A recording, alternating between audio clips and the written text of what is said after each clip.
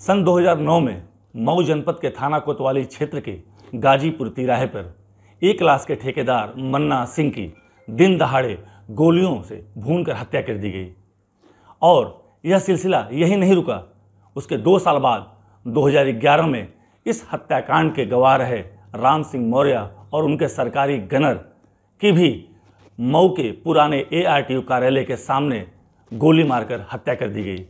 इस पूरे मामले में मुख्तार अंसारी हालांकि उस समय जेल में बंद थे, लेकिन उनको आरोपी बनाया गया। 120B के तहत मुलजिम बने इन दोनों गवाह की हत्या में और ठेकेदार मन्ना सिंह की हत्याकांड के बाद, और पूरा मामला अदालत में चला।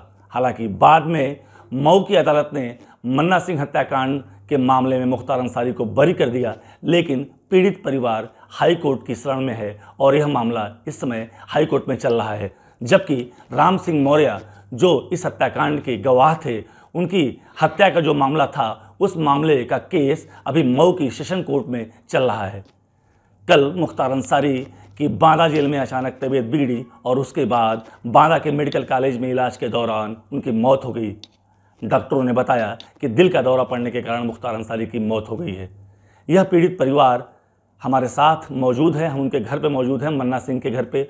उनकी पत्नी और उनके बेटे हैं और यह लगातार न्याय के लिए लड़ाई लड़ रहे थे। ऐसे में कल मुख्तार अंसारी की मौत हो गई। आज हम इनके परिवार में आए हैं और मन्ना सिंह की पत्नी से बात करेंगे। कैसे देखती हैं, अब कल सूचना मिली कि मुख्तार अंसारी की डेथ मिली, मेरा रूह मतलब बहुत हम खुशी हुए, खुशी की आंसू मतलब इतना आंसू गिराते हैं कि मंदिर में जाके हम अपने पति के लिए बहुत खुशी हुए कि आज वही दिन उसको देखना पड़ा। और आज हम बहुत खुश हैं, बहुत आंसू जो गिरा है मेरी खुशी की आंसू है और बहुत खुश हैं हम आज। क्या लग रहा था कि इस तरह से सूचना आएगी मुख्तार के बारे में? आप लोग लगातार न्याय के लिए लड़ाई लड़ रही थी। हमको बहुत उम्मीद था कि भगवान हमको न्याय दिलवाएंगे और न्याय हुआ है मेरे साथ। भगवान पे बहुत उम्मीद था। 2009 में ये घटना हुई थी, तब से लेके आज तक कितना संघर्ष किया परिवार में बच्चों को लेके और पति के नहीं रहने के बाद? बहुत ज़्यादा किए हम संघर्ष। मेरे बच्चे छोटे छोटे थे और बहुत अपने बच्चों को बहुत प्यार करते थे, मानते थे, हर चीज़ करते थे। लेकिन उनके जाने के बाद बच्चे मेरे बहुत टूट गए, हम भी टूट गए। उनकी हर एक एक चीज़ बहुत हमको परेशान करती थी और हम लोग बहुत दिक्कत में थे। स्कूल जाते थे बच्चे तो हम लोग जब तक नहीं आते थे तब तक हम लोग उम्मीद लगा कि अब बच्चे अब आएंगे। अपनी गाड़ी, खुद की गाड़ी हम लोग करके और बच्चों को रोज़ भेजते थे। क्या लगा, क्या वजह थी जो हत्या हुई आपके पति की? उसके पीछे वजह क्या मानी जाएगी? वजह ये था कि मतलब इन लोग को काम धाम अच्छे से मिल रहा था, कर सोचता था कि हम पूरे मऊ का काम हम ले लें और हम करें। और इन लोग को मतलब बहुत प्रताड़ित करके रखा था। लेकिन मेरे पति चुप नहीं रहे, कहे कि हम लोग के बीवी बच्चे कहाँ जाएंगे, तो हमको भी काम चाहिए। काम के लेके ही सब दिक्कतें हुई है, डराना धमकाना करना, लेकिन पीछे मेरे पति नहीं हटे। तो क्या जब हत्या हुई 2009 में, तो क्या उसके पहले फ़ोन वगैरह भी आते थे कुछ मुख्तार अंसारी या उनके किस तरह के फ़ोन आते थे? फ़ोन आते थे, काम छोड़ दो, ये कर दो, वो कर दो। तो इनका यही जिद था कि हम काम नहीं छोड़ेंगे। यही चीज़ सब ठीक है, जो करना होगा कर लीजिएगा, हमको डर नहीं है। तो कभी आपसे इस बारे में चर्चा होती थी आपके हस्बैंड की? आता था तो हम समझ जाते थे, पति थे ना, बात करते थे। फिर फ़ोन जाते थे मत, तो आप मत उठाइए, तो फिर हम नहीं उठाते थे। लेकिन हम समझ गए, पूछे तो बताए कि हाँ दिक्कतें हैं। हमको सब पता था कि क्या है क्या नहीं है। तो क्या वजह रही कि यहाँ की अदालत से जो हत्याकांड हुआ था पति का, उसमें मुख्तार बरी हो गए? उसके पीछे क्या क्या कारण मानती हैं आप? जो गवाह थे, तमाम गवाह भी उसमें थे, फिर गवाह की भी गाँव लोग को धमका धरा के अपना केस दे के अपने अपने फेवर में कर लिया लोग, गवाही लोग हट गए, फिर इस तरह सब बरी हो गए वो। तो ये मन्ना सिंह की पत्नी थी, इनके बेटे भी यहाँ मौजूद हैं, उनसे हम बात करेंगे और पूरे वाक़े के बारे में जानेंगे। क्या नाम है आपका? मेरा नाम विकास सिंह है। कैसे पूरा घटनाक्रम कैसे हुआ? तो मुख्तार अंसारी नहीं रहे, लेकिन बहुत लंबी लड़ाई न्याय के लिए लड़ा है आपका परिवार, आपकी माता जी। अब तो आप बड़े हो गए, उस समय आपकी उम्र क्या थी और कैसे घटना हुई? मैं 17-18 साल का उस समय था।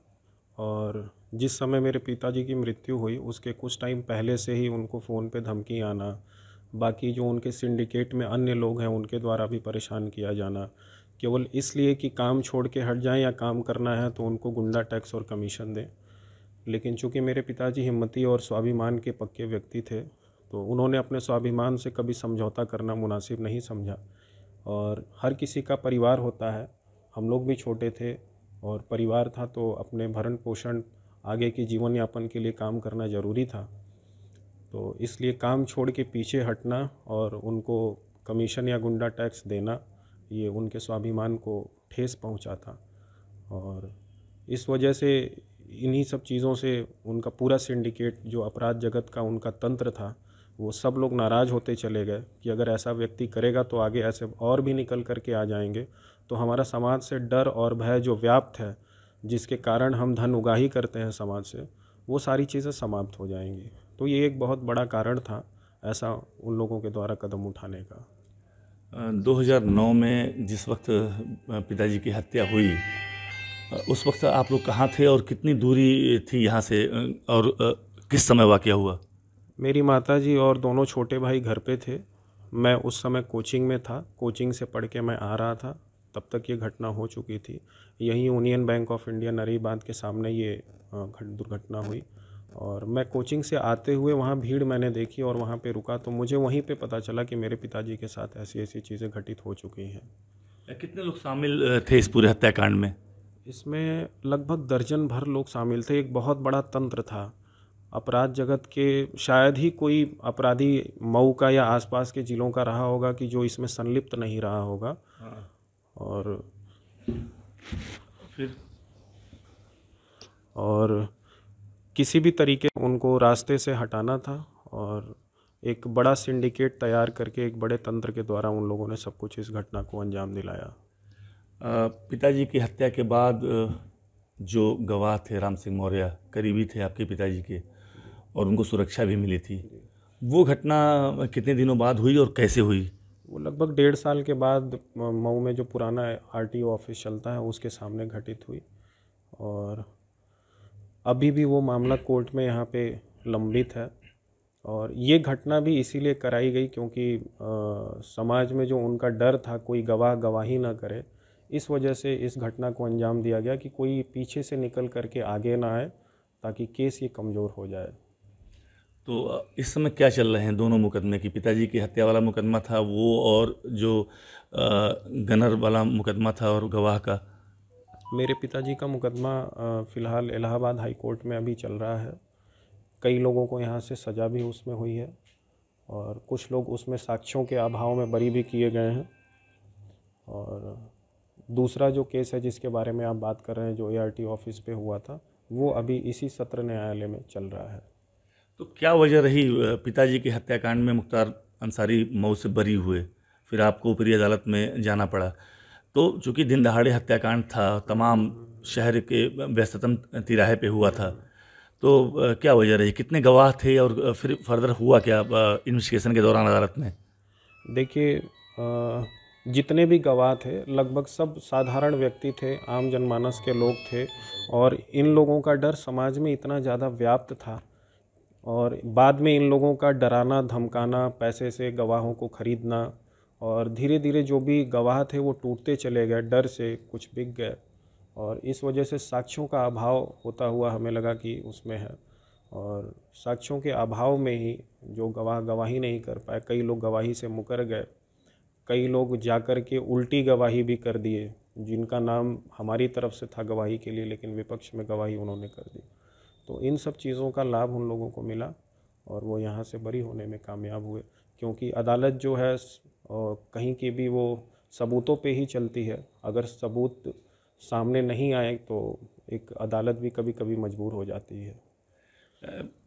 अब तो मुख्तार अंसारी की मौत हो गई है, कैसा महसूस कर रहे हैं, क्या कहना है आपका?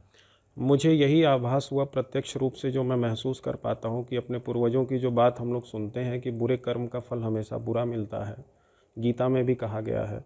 तो उस चीज़ को मैं प्रत्यक्ष रूप से देख पा रहा हूँ कि कैसे किसी के इतने बुरे कर्म हो गए कि वो अपने परिवार से अंत में मिल तक नहीं पाया, और सैकड़ों परिवार जिनमें बच्चों को अनाथ कर दिया गया, जहाँ पे महिलाएं विधवा हो गई, सबकी बद्दुआएं भी शायद लगीं, और उनके साथ भी वैसे ही घटित हुआ जैसा कि वो लोग हमेशा अन्य परिवारों के साथ कराते हैं। तो ये थे हमारे साथ मन्ना सिंह के परिवार में उनकी पत्नी और उनके बच्चे, जिनसे हमने बात की इस पूरे हत्याकांड को लेकर। लगभग 14 सालों तक इन लोगों ने मऊ की अदालत से लेकर ऊपरी अदालत तक मुख्तार अंसारी को सज़ा दिलाने के लिए न्याय की लड़ाई लड़ते रहे, लेकिन अंत इस तरह होगा यह कोई नहीं जानता है। और आज ये कह रहे हैं कि कहा गया है कि बुरे कर्मों का जो नतीजा होता है वह बुरा ही होता है, और मुख्तार अंसारी की मौत हुई है। ऐसे में कहीं न कहीं जो यह न्याय की लड़ाई लड़ रहे थे उनको सज़ा दिलाने के लिए तो भगवान, इनका कहना है कि ईश्वर ने खुद ही उनको सज़ा दे दी है। दुर्गा किंकर सिंह, आज तक, मऊ।